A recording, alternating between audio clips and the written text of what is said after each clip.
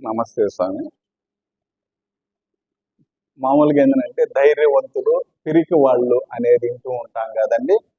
ధైర్యవంతుల గురించి మనం మాట్లాడకపోయినా పిరికి వాళ్ళ గురించి ఒక చిన్న సామెత ఉందండి. అది నేను కూడా మీకు గుర్తు చేద్దాం అని అనుకుంటున్నాను.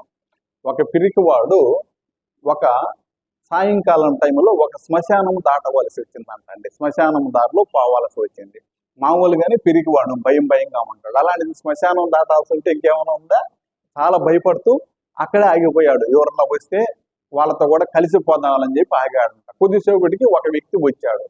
అతనితో మాట్లాడుతూ ఇద్దరు కలిసి శ్మశానం దాటేశారంట. తీరా చూడబోతే ఆ రెండో వ్యక్తి మొదటి వ్యక్తి కన్నా చాలా పిరికివాడంట. సో అతను పిరికివాడని ఇతనికి తెలియదు, ఇతని పిరికివాడని అతనికి తెలియదు. సో ఇద్దరు కలిసి శ్మశానం దాటేశారు.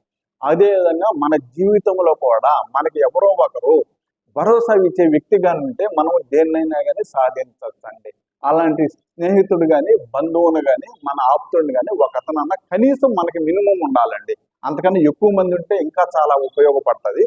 ఎంతో మంది లేకపోయినా ఒక్కరన్నా నీకు ఏ ఆపదున్నా కానీ నేను ఉన్నాను అనేటువంటి భరోసా ఇచ్చే వ్యక్తి కానీ మీ జీవితంలో ఉంటే అలాంటి వ్యక్తుల్ని ఎట్టి పరిస్థితుల్లో కూడా వదులుకోకూడదండి. చెడ్డ వ్యక్తులు ఎంతమంది మన జీవితంలో నుంచి బయట వెళ్ళిపోయినా పర్వాలేదు, కానీ ఒక మంచి వ్యక్తిని కానీ మన జీవితంలో కానీ పోగొట్టుకుంటే అలాంటి మంచి వ్యక్తుల్ని మళ్ళీ మనం సంపాదించుకోవడం చాలా కష్టం. కాబట్టి సో దానికని మంచి వ్యక్తుల్ని వదులుకోకుండా నేను ఉన్నాను అనేటువంటి భరోసా ఇచ్చే వ్యక్తుల్ని మనము కాపాడుకుంటూ ముందుకు పోయేసి జీవితంలో అన్ని విధాల ఎదిగేటందుకు ప్రయత్నం చేద్దామండి. ధన్యవాదాలు. ఓం శ్రీ గురుభ్యో నమః.